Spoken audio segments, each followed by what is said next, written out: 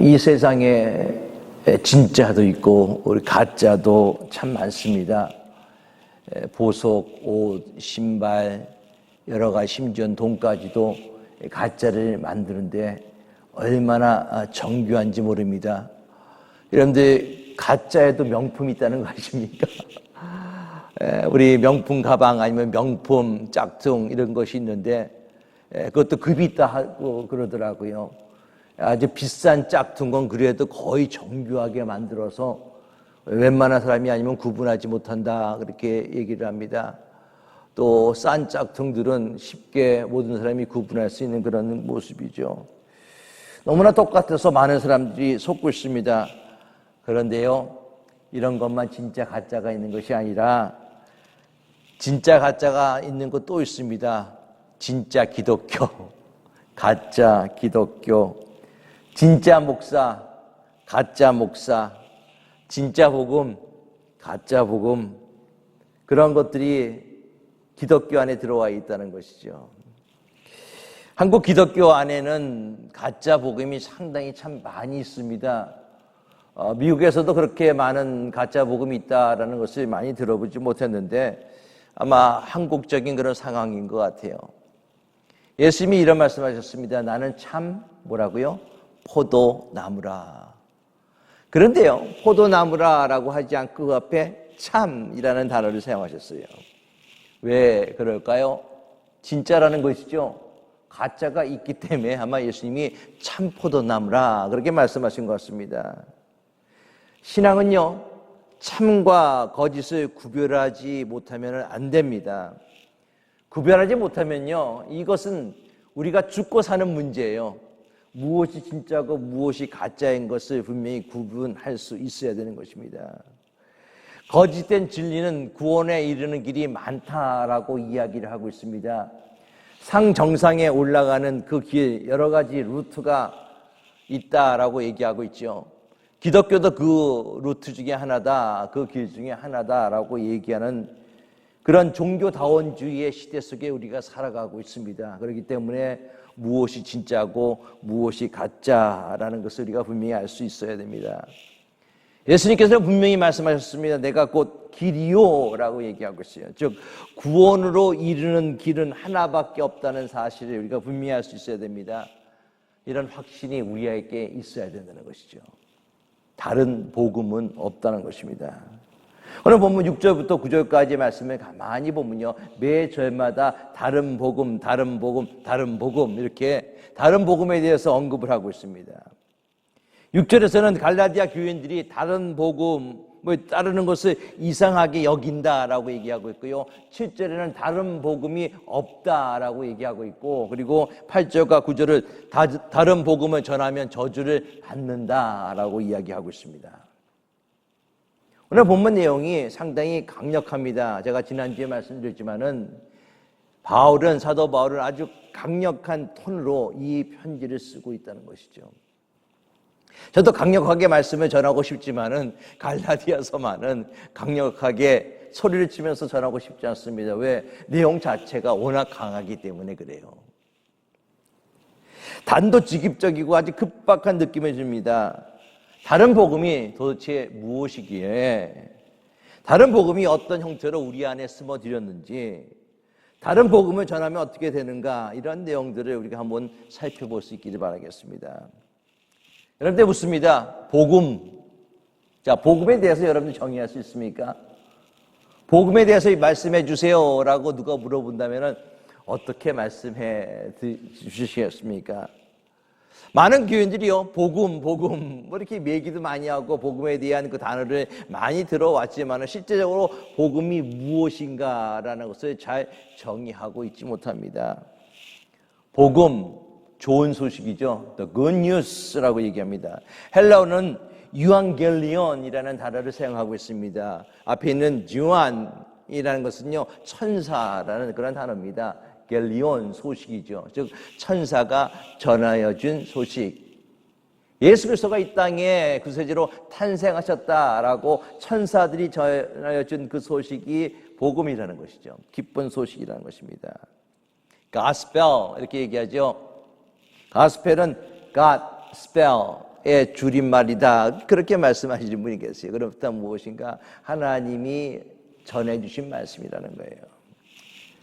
자, 이렇게 하더라도 잘 이해가 되지 못합니다. 그래서 여러분들에게 아주 쉽게 복음이란 무엇인가? 한국의 유명한 바우 신학자로 정말 전 세계에 굉장히 유명한 김세윤 박사님이 쓴 책에서 복음에 대해서 그런 이렇게 얘기하고 있습니다. 그들 인용합니다. 복음은 그리스도의 죽음과 부활이다. 간단해요. 복음이라는 것이 그리스도의 죽음과 부활이다. 이 중에서 예수 그리스도의 죽음이 핵심적인 사건이다. 그는 그렇게 얘기하고 있습니다. 왜냐하면은 예수 그리스도의 죽음은 우리의 죄를 위한, 즉 우리의 죄 문제를 해결하기 위한 구원의 사건이기 때문에 그렇습니다.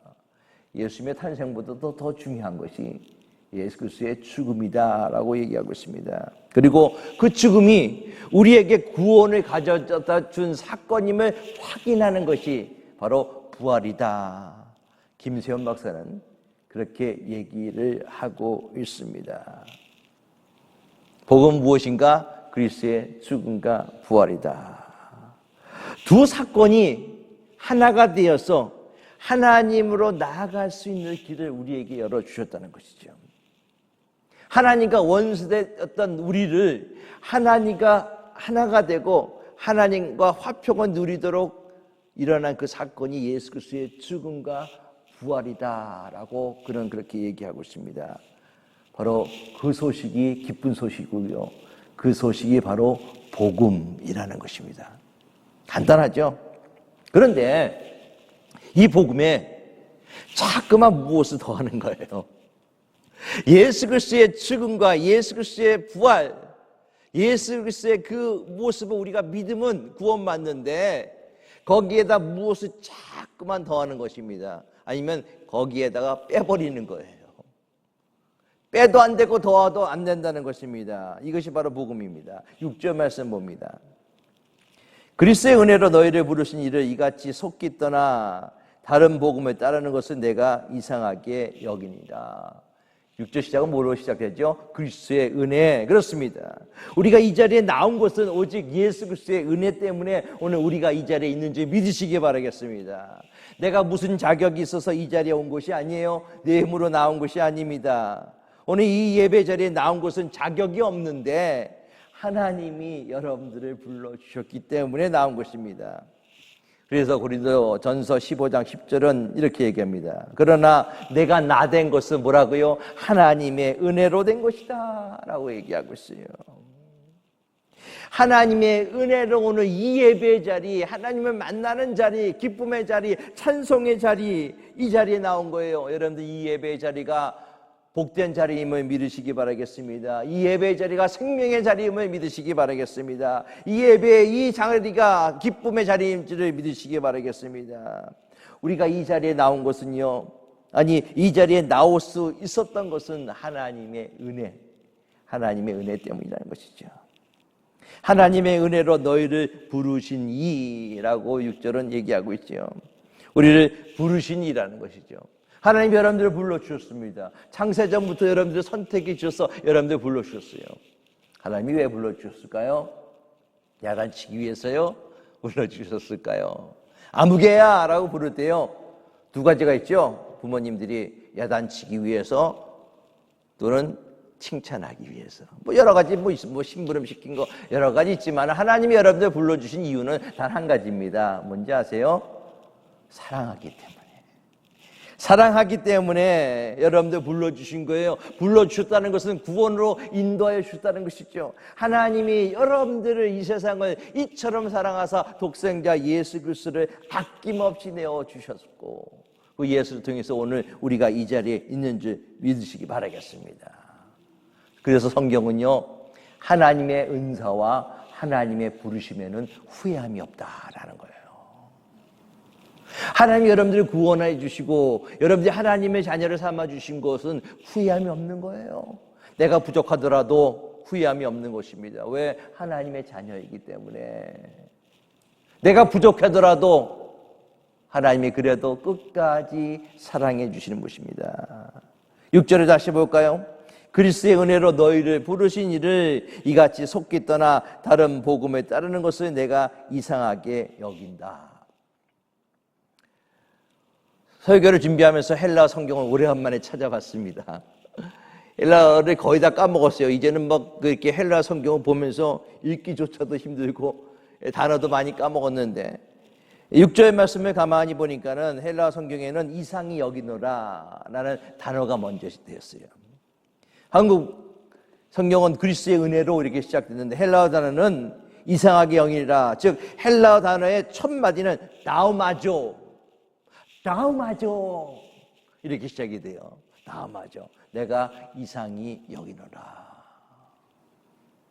얼마나 사도 바울이 급했으면은 나우마조, 내가 정말 이상해.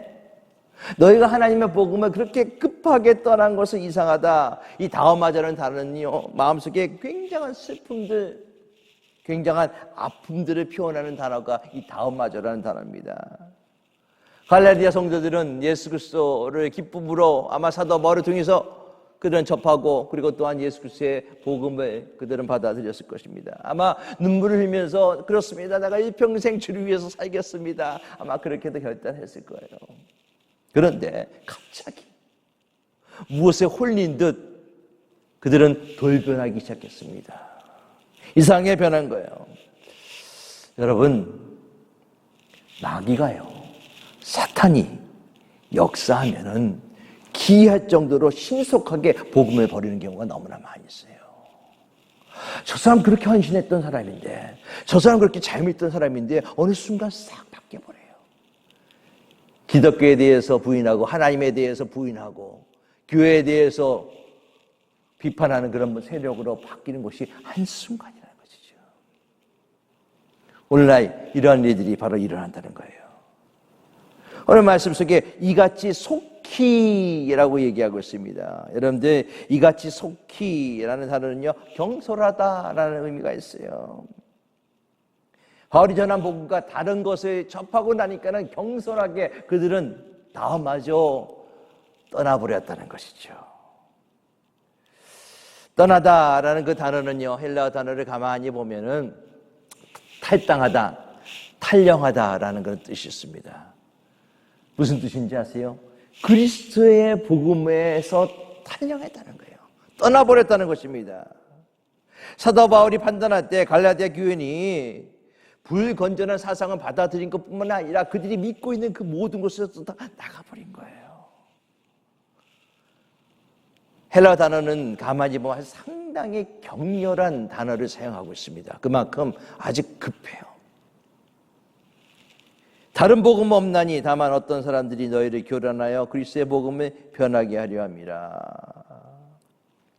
우리말로는 다른 복음이라고 얘기했는데 헬라 원어에 가만히 보니까 6절의 다른 복음과 7절의 다른 복음이 말이 다릅니다.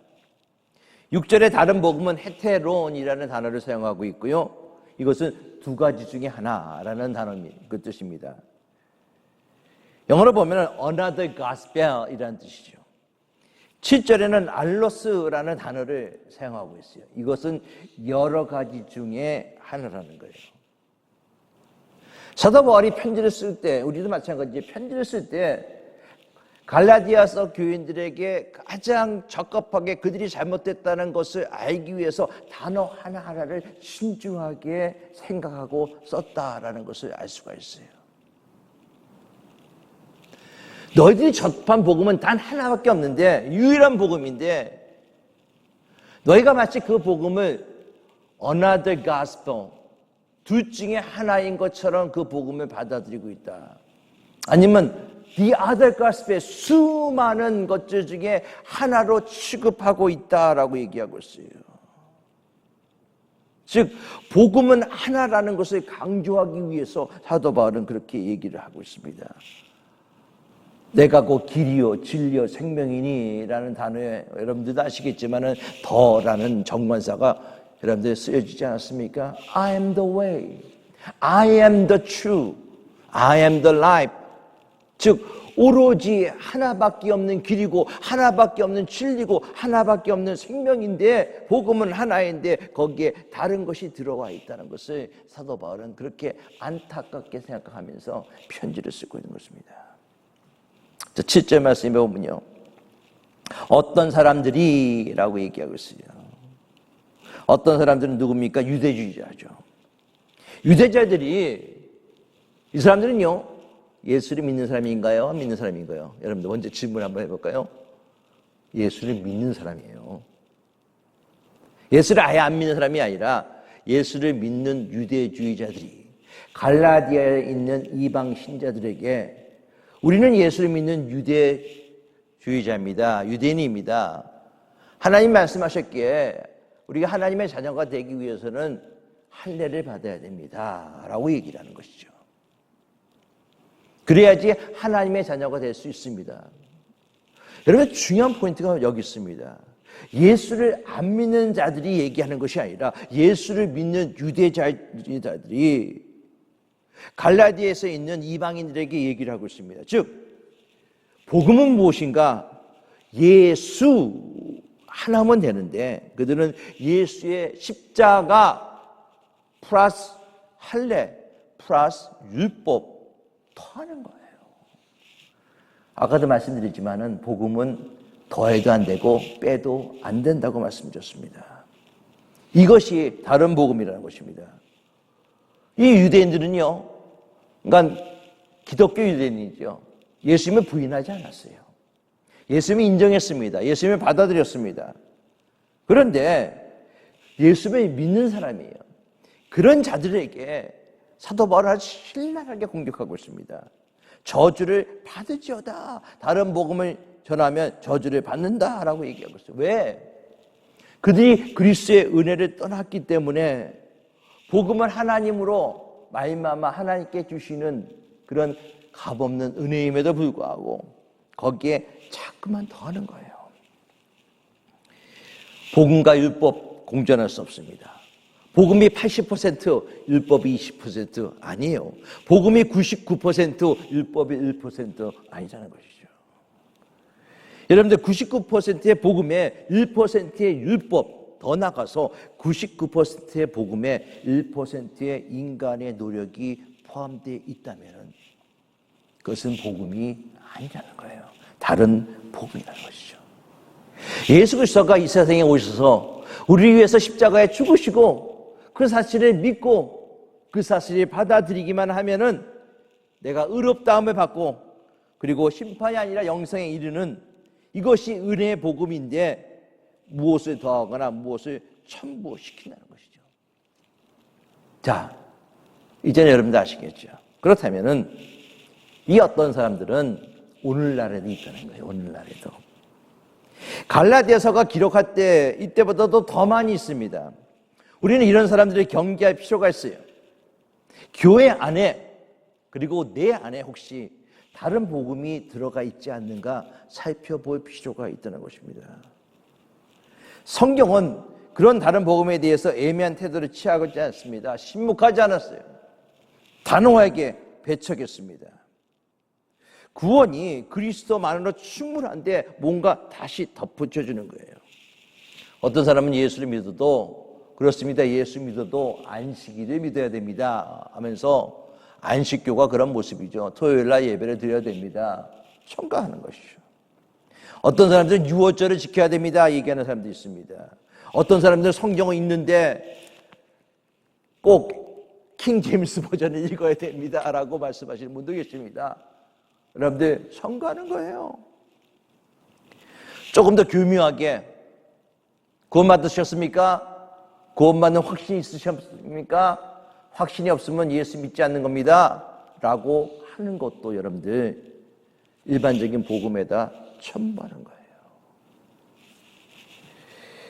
구원을 위해서 예수를 믿어야 한다는 것을 부인하지 않지만은 뭔가 조금 더 해야 된다는 것이죠. 그러한 가르침들은 하나님의 은혜를 짓밟고 복음을 완전히 뒤엎어버리는 것입니다. 여러분들 구원파가 나온 이유가 바로 거기에 있어요. 물론 구원의 확신을 가지고 있어야 되는 것입니다. 그러나 여러분들 많은 기독교인들이 특히 모태신앙 가졌던 분들은 구원의 확신이 없는, 내가 구원받았고 그의 삶 전체가 다 그렇게 살아왔어요. 그렇다고 그분에게 구원 못 받았습니다 라고 얘기할 수도 없다는 것이죠. 예수님 십자가에 운명하시기 전에 모든 것을 다 이루었다라고 말씀하셨습니다. 이것을 받아들이는 것이 바로 은혜예요. 어떤 이단들은 예수님께서 모든 걸 다 이루지 못했다라고 얘기하는 그런 이단도 있어요. 그래서 예수님은 첫 번째 예수고 두 번째 예수가 온다라고 얘기하는 그런 이단들도 있습니다. 예수님이 모든 걸 다 이루어 주셨어요. 거기에는 부족함이 없습니다.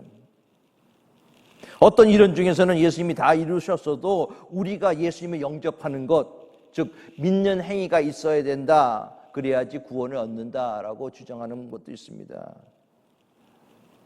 그것은 우리의 행위가 들어가는 거예요, 여러분. 아주 교묘하게 오늘날 교회 안에 다른 복음이 들어와 있다는 것이죠. 인간의 구미에 맞게끔, 우리의 형편에 맞게끔 조금씩 각 교단마다 다른 복음을 만들어 놓은 경우가 상당히 많이 있습니다.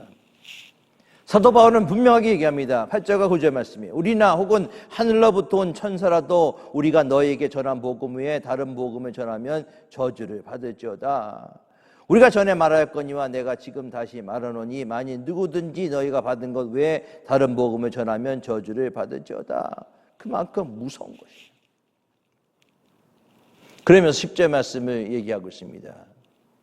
다른 복음의 모습은 어떤 모습인가? 오늘 10절 말씀 같이 읽어볼까? 다시 한번 시작. 이제 내가 사람들에게 좋게 하랴, 하나님께 좋게 하랴, 사람들에게 기쁨을 구하랴. 내가 지금까지 사람들의 기쁨을 구하였다면 그리스도의 종이 아니라. 다른 복음을 10절 말씀을 통해서 다시 한번 해석한다면 다른 복음은 사람을 좋게 하는 복음이라는 거예요. 사람의 구미에 맞고 사람의 생각에 맞고 이성적이고 합리적인 것 같습니다. 그러나 그것은 하나님이 기뻐하시지 않는 방법이죠. 이스라엘의 첫 번째 왕이 누구죠? 사울 왕입니다. 하나님이 선택해 주셨죠. 사무엘을 통해서 기름을 부어 주셨습니다. 모든 사람들이 다 하고 정말 훤칠할 정도로 아주 잘생긴 왕이 사울 왕이었습니다. 그런데 하나님은요, 사울 왕을 버리셨어요. 하나님이 사울 왕을 버리셨던 결정적인 이유가 사무엘상 15장에 나오는 한 사건입니다. 하나님은 사울에게 아말렉을 쳐서 모든 것을 다 죽여버리라, 모든 것을 다 진멸하라, 남기지 않고 다 진멸하라 얘기합니다. 그런데 사울은 그 명령을 순종하지 않았어요. 아말렉 왕인 아각을 죽이지 않고 생포하였습니다. 이것은 자기의 보기에 내가 이 아말렉의 왕을 생포했다, 정말 내 보이기 위한 그런 하나의 방법으로 그를 생포했다는 것이죠. 하나님이 다 죽여라라고 명령했음에도 불구하고 자기 기준에 따라 행동한 것입니다. 사울은 나름대로 이유가 있었습니다. 그래서 사무엘에게 이렇게 호소합니다. 사무엘상 15장 24절입니다. 내가 범죄하였나이다. 내가 여호와의 명령과 당신의 말씀을 어긴 것은, 자, 그 다음 구절이 중요해요.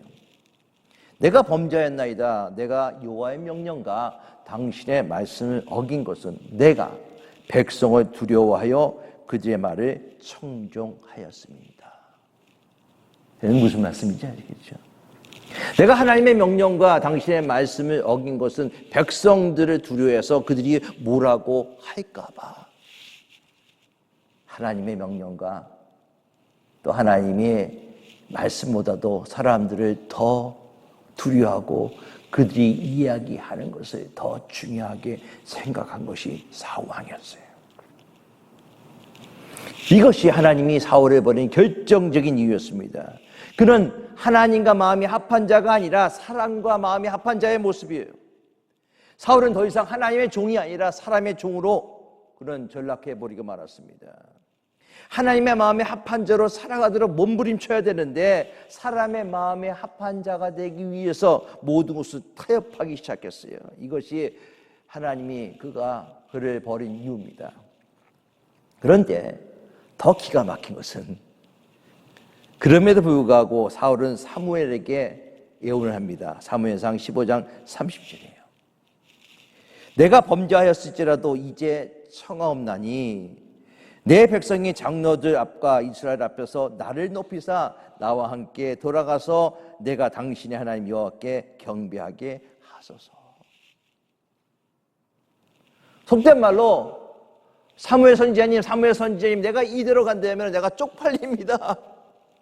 내가 백성에게 뭐라고 얼굴을 내밀 수 있습니까? 이제 원하건대 이스라엘 앞에서 장로들 앞에서 사람들 앞에서 나를 높이사 나를 들어주시고 당신이 하나님 앞에 제사 드리는데 경배하는데 나를 데려가 주시옵소서. 하나님 내가 잘못했습니다 라고 얘기한 것이 아니라 내 체면 좀 세워주세요. 내가 그래도 왕인데 나 좀 꼭 살려주세요 라고 이야기를 하고 있는 것입니다. 결정적인 순간 자기의 명예를 지킬 것인가 아니면 하나님의 뜻에 따를 것인가, 변명을 늘어놓을 것인가 아니면 하나님 앞에 돌아가는 계기를 삼을 것인가. 사도 바울은 분명히 얘기하고 있습니다. 내가 사람을 좋게 하랴 하나님을 좋게 하랴. 우리도 마찬가지라는 것이죠. 복음의 진리에 서 있다면 우리는 사람을 기쁘게 하는 일보다 하나님을 기쁘게 하는 일을 우리가 먼저 해야 된다는 것이죠. 우리가 세상을 살아가면서 우리의 판단의 기준이 정말 이 일이 하나님을 기쁘게 하는 일인가 아닌가를 생각해 볼 필요가 있다는 것입니다. 세상 사람들이, 교인들이 나를 어떻게 볼까라는 그런 평가가 아니라 하나님이 나를 어떻게 보실까라는 그 평가가 더 중요하다는 것입니다. 우리의 삶을 다시 한번 재점검할 수 있는 그런 모습이 될 수 있기를 바라겠습니다. 사도 바울은요, 항상 그가 그리스도의 종이라는 그런 개념이 항상 그의 머릿속에 있어요. 그래서 여러분들 서신서를 기록할 때마다 내가 그리스도의 종된 바울은, 그리스도의 종된 바울은 자기는 아무것도 아니라는 것이죠. 그가 사람의 기쁨을 구하는 것이 아니라 하나님의 기쁨을 구하는 그런 삶의 모습이 된다는 것이죠. 복음성가에서 그런 복음성가가 있잖아요. 내가 원하는 한 가지, 주님의 기쁨이 되는 것. 내가 원하는 한 가지, 사람의 기쁨이 되는 것이 아니라 하나님의 기쁨이 되는 것. 그런 삶을 살아갈 수 있는 저와 여러분들 되시기를 예수 그리스도로 축원합니다. 사도 바울 이 시대에 다른 것이 들어와 복음을 변질시켰습니다. 우리 시대도 얼마나 많은지 몰라요. 가장 복음을 변질시키는 것 중에 하나가 이단입니다, 여러분들. 디도서 3장 10절 말씀이 이렇게 얘기합니다. 이단에 속한 사람을 한두 번 훈계한 후에 멀리하라 라고 얘기하고 있어요. 이단을 파악할 수 있는 여러분들 모습 될 수 있기 바라겠습니다. 자, 이단만이 다른 복음이 아닙니다. 여러분들 이미 말씀드렸지만 더 조심스러운 것은 교회 안에 다른 복음이 있다는 사실이에요. 예수의 이름으로 선포된다고 다 복음이 아닙니다. 많은 성도들이 예수의 이름으로 선포된다고 해서 복음이다라고 생각하고 아멘 하면서 받아들일 때가 있습니다. 예수의 이름만 들어가면 성경적이고 신앙적이고 하나님의 뜻이라고 생각합니다. 그러나 예수의 이름을 덧입은 복음이라는 거예요. 예를 한번 들어보겠습니다. 자꾸만 우리가 무엇을 해야 된다는 그런 생각, 물론 예수를 믿고 구원받고 하나님 주시는 사랑을 깨닫으면 내가 무엇을 해야 되겠다는 생각이 아니라 자연스럽게 행하는 것이죠. 예배를 드려야 되고 기도를 해야 되고 헌금을 해야 되고 전도를 해야 되고 선교를 해야 되고 착하게 살아야 되고 선을 베풀어 구제해야 되고 교회 안에서 봉사를 해야 된다는 그런 생각입니다. 그것이 그렇게 해야지만 좋은 신앙을 가진 성도고 하나님께 내게 주신 구원의 은혜의 1000분의 1, 10,000분의 1이라도 갚는 것이라고 생각합니다. 물론 틀리지 않습니다. 맞습니다. 그러나 우리의 행위가 구원을 이루고 유지하는 요소가 결코 아니라는 거예요. 왜 갈라디아 성도들이 복음을 버리고 할례를 쫓고 율법을 따르는 것이 무엇인가? 자기 위안이에요. 할례를 받고 율법을 따라야만 내가 구원에 대한 안도감, 내가 그래야지 구원받을 수 있다라는 그런 안도감을 갖기 위해서 그렇게 했다는 것이죠. 내가 이렇게까지 했으니까 하나님이 나를 버리지 않으실 거야. 내가 이렇게까지 했으니까 하나님이 나를 축복해 주실 거야. 내가 이렇게 했으니까 하나님이 내 가정을 지켜주실 거야. 그래서 예배에 빠지면 벌 받는 것 같고요, 기도하지 않으면 고난받을 것 같고, 헌금하지 않으면 괘씸죄에 걸릴 것 같고, 복받지 않을 것 같고, 무슨 나쁜 일이 생기면 내가 기도하지 않았기 때문에 그런 일이 생겼어. 그게 다른 복음이에요, 여러분. 내가 만든 복음이라는 것이죠. 어디서부터 잘못된가? 복음에 대한 잘못된 이해에서부터 시작됩니다. 그렇다고 예배에 빠져도 되고, 기도하지 않아도 되고, 헌금하지 않아도 되고, 전도하지 않아도 되고, 구제하지 않아도 된다는 말씀은 아닙니다. 중요한 것은 뭔가? 그런 행위들이 구원을 받는 조건이 아니라는 것을 여러분들에게 말씀드리기 위해요. 잘못 이해하시면 안 돼요. 그런데 우리는 그런 행위가 내가 마치 구원을 이루는 미약한 요소라고 생각합니다. 이것들이 우리 안에 들어가 있으니까는 다른 복음이 될 수밖에 없다는 것이죠. 기독교의 모든 변질은요, 복음의 변질로부터 시작됐습니다. 세월을 지나가면서 복음의 변질이 심하게 되어져 있어요. 한국의 기복신앙, 이것이 다른 복음이에요, 여러분들. 복음은 기독교의 심장이고 핵심입니다. 그 복음이 변질되고 왜곡됐다면 가벼운 일이 아니죠. 우리가 바로 알아야 돼요. 오늘 복음에 무엇을 더하고 복음에 색칠하고 그리고 변질된 복음, 아주 그럴싸한 복음들이 우리 안에 있습니다. 너무 광범위할 정도예요. 여러분들이 조금 더 쉽게 알려드리기 위해서 많은 자료를 찾아봤습니다. 그러면서 무디 처치 있죠? 시카고에. 무디 처치를 리타이어 하셨던 어윈 루처 목사님이 오늘날 복음주의 교회 안에 5가지의 가짜 복음이 발견된다. 그래서 심히 우려된다라는 것을 크리스찬 포스트에 기록한 것을 찾아봤습니다.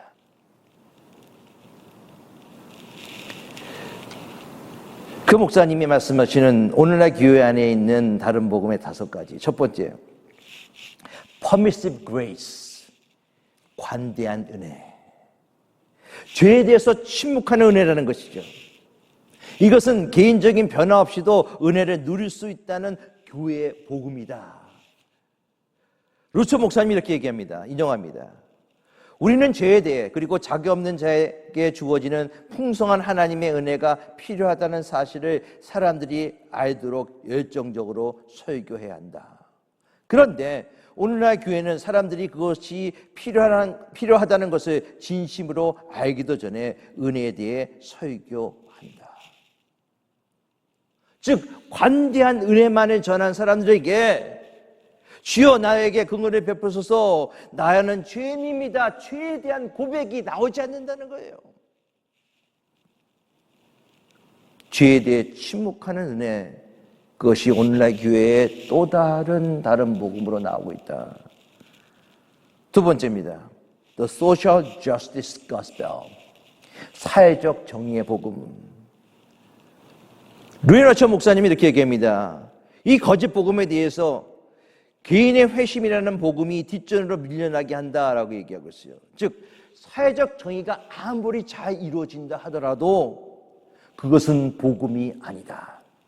아프리카 선교 가서 거기에 기독교 병원을 짓고 기독교 학교를 짓는다 하더라도, 그것이 선교사를 위해 지어졌다 하더라도 그것은 결코 복음이 될 수가 없다라고 얘기하고 있습니다. 우리는 사회적 양심을 가져야만 하지만 사회적 정의는 복음이 아니다. 복음은 우리가 주님을 위해 행할 수 있는 것이 아니라 주께서 우리에게 행하신 거에 대한 것이다 라고 그는 그렇게 강조를 하고 있습니다. 세 번째, 오늘날 교회 안에 들어와 있는 다른 복음, 시대영의 오염된 복음. 시대를 분별하지 못하고 오히려 시대의 영에 오염된 복음, 이 시대를 따라가려고 하는 그런 복음, 시대의 풍조와 시대의 모든 모습 속에서 같이 가려고 하는 그런 복음들이 오늘날 교회 안에 들어와 있다라고 얘기를 하고 있습니다. 네 번째, 성적죄에 둔감한 복음. 저는 이렇게 얘기합니다. 이건 내 성적 취향의 복음이라고 말하고 싶다면서 오늘날 복음주의 교회들은 성적죄에 대해서 고발하고 비난하지 않는다.